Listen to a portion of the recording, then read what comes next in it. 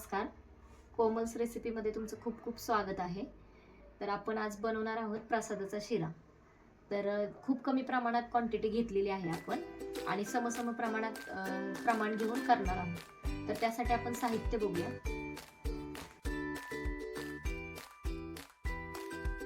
एक वाटी रवा, एक वाटी तूप, अर्धा ते एक चमचा वेलची पूड घेतलेली आहे बारीक करून. त्यानंतर साखर घेतलेली आहे. एक अर्धी केळी आहे, ही मीडियम साईजची अर्धी केळी, ती बारीक स्लाइस करून घेतलेली आहे. आणि थोड्या प्रमाणात काजू आणि बदाम घेतलेले. तुमच्या आवडीनुसार हे कमी जास्त करू शकता. आणि 3 वाटी दूध घेतलेलं आहे मी, म्हणजे हा रवा आहे ना त्याच्यात 3 पट मी दूध घेतलेलं आहे. तर सर्वप्रथम आपण ना गॅस ऑन करून घेऊया.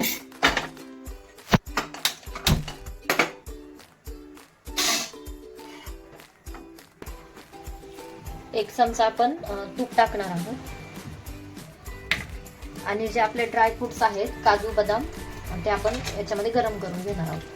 थोडेसे ब्राऊन, मीडियम ब्राऊन होईपर्यंत. तुम्ही ह्याच्यामध्ये मनुके पण टाकू शकता, पण मला मनुके नाही आवडत शिऱ्यामध्ये, म्हणून मी नाही टाकत कधी. तुम्हाला आवडत असतील तर तुम्ही टाकू शकता.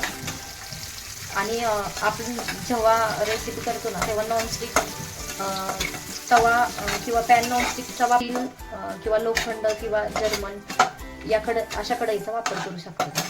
तर आता थोडंसं ब्राऊन झालेलं आहे, मी लगेच काढून घेणार आहे.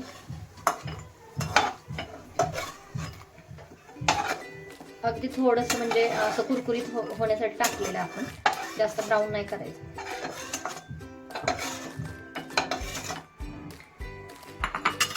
तर आता हे जे तूप होतं ते पूर्ण टाकून घेणार आहोत आपण.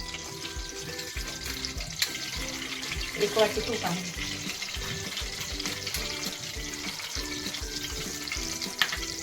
तर याच्यामध्ये जो रवा आहे एक वाटी तो टाकून घेऊया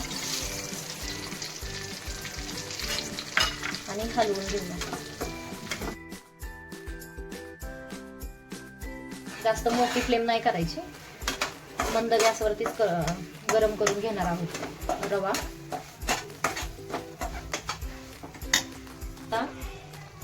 तर बघा आता आपल्या रव्याला हलकासा गुलाबी रंग आलेला आहे. तर यामध्ये आपण आता जी आपण अर्धी केळी होती तिच्या स्लाइस करून घेतल्या होत्या तर त्या टाकून घेऊया.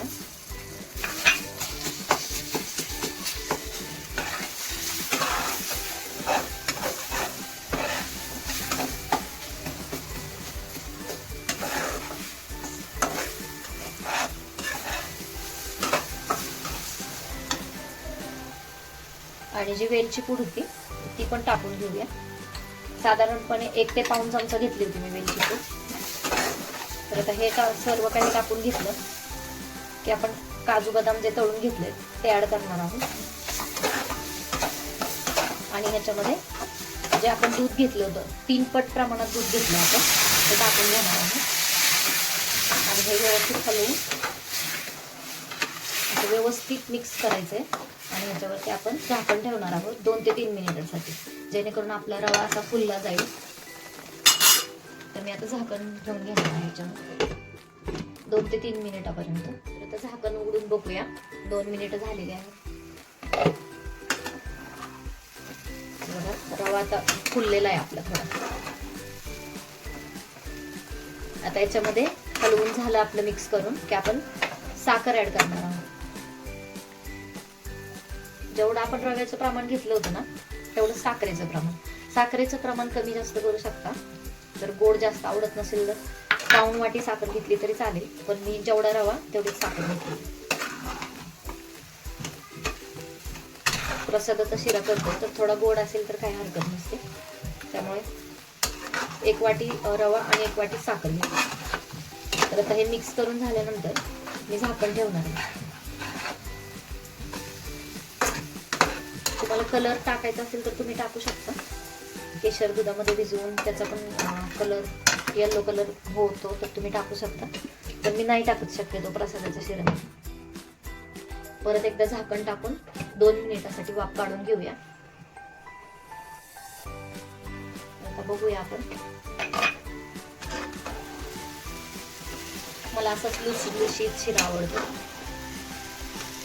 मला जास्त घट्ट शिरा नाही आवडत. असाच झालेला आहे अगदी.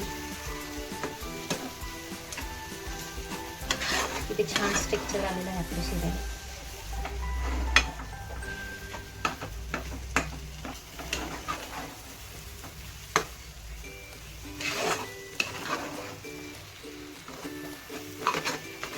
अशा प्रकारे तयार झालेला आहे आपला प्रसादाचा शिरा.